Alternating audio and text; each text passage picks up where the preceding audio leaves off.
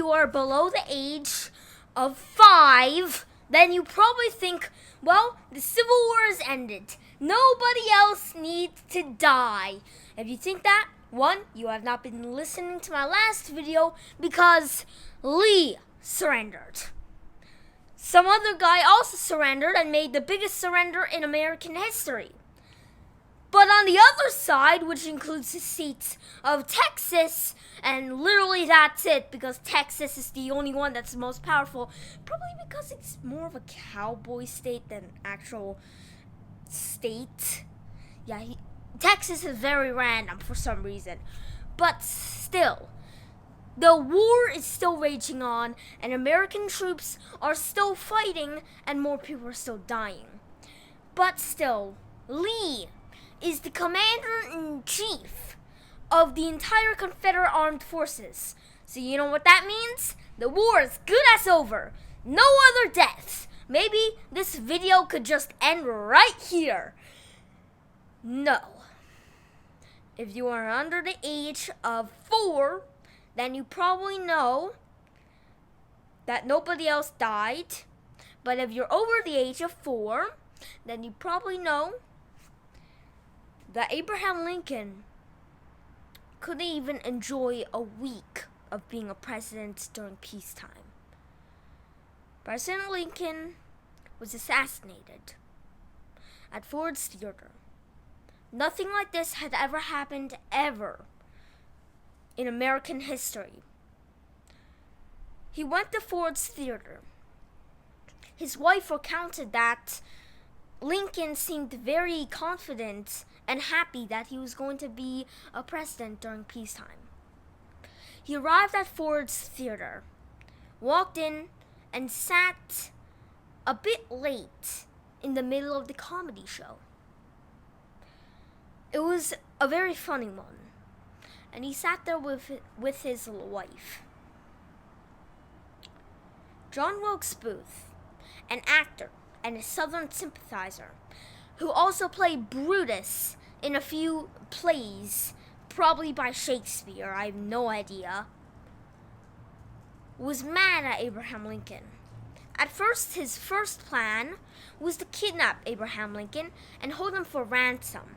Hopefully that would help the Confederates. But the Confederate States of America is barely anything right now. So John Wilkes Booth has his plans. He wasn't going to kidnap for a ransom.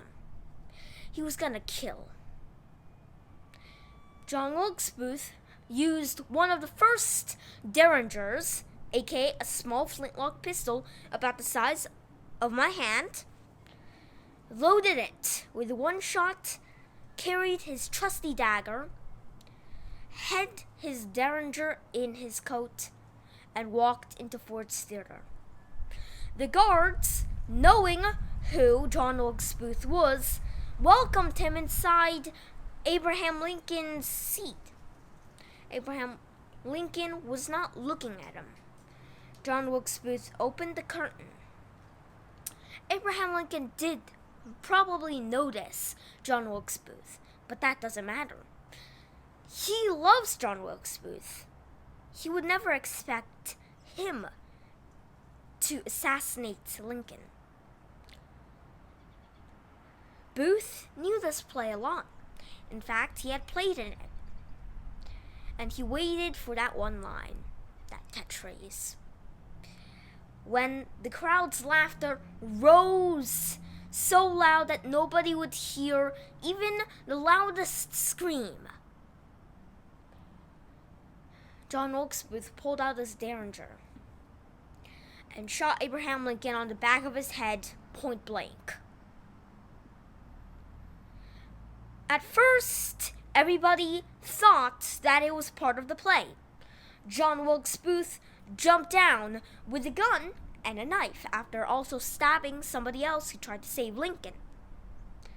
Most people was like, this can't be real, until they heard Lincoln's wife screaming. They looked up and they saw the president with blood pouring from his head, laying on his chair, nearly unconscious. John Wilkes Booth had jumped out of the presidential seat and landed in such an awkward position that he broke his ankle. But John Wilkes Booth still said the famous words, "Sic sempis tyrannus," which is in Latin means thus to tyrants. When he had played Brutus in one of Shakespeare's plays about the assassination of Julius Caesar, John Wilkes Booth said the same thing. Then he ran out. It is worth noting that another man who Abraham Lincoln had hired and fired during the Civil War was also present.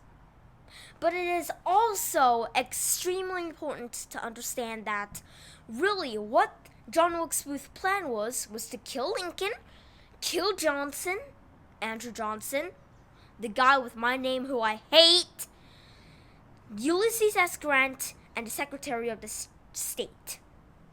He thought that killing all the top leaders would create a crisis and hopefully would help the South. But today, he would only fulfill one. He went into hiding. He got on a horse that one of his friends had given him outside of the theater, and he ran off. He crossed the river of the Potomac and sought hiding with Southern sympathizers. Many of them had not known about it. He had even lied his way into getting home. But then one day, somebody tipped off his position, and the Union troops chased him down into a tiny farm. His friend, who was accompanying him, surrendered, but John Wilkes Booth made a fight. But the Union troops set fire to the barn house, and John Wilkes Booth had to come out. They told him to surrender and drop his weapon, but he said no.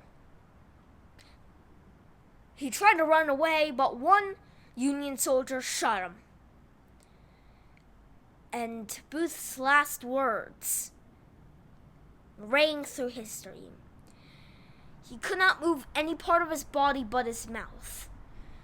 And he spoke to one of the soldiers to let him lift up his hand so that he could see it. And when John Wilkes Booth looked at his hand, he said his last words, "Useless. Useless." And then, the great actor and now the most infamous murderer in all of American history died. Abraham Lincoln, the president who had come from the start and all the way to the end, he stayed strong till he died, was the last casualty of the war he had fought so bravely. His vice president, Andrew Johnson, continued reforms, but he took away the citizenship pass that Johnson had previously agreed to. And Abraham Lincoln's legacy only remained in the history and the civil rights movement that would come in the next century.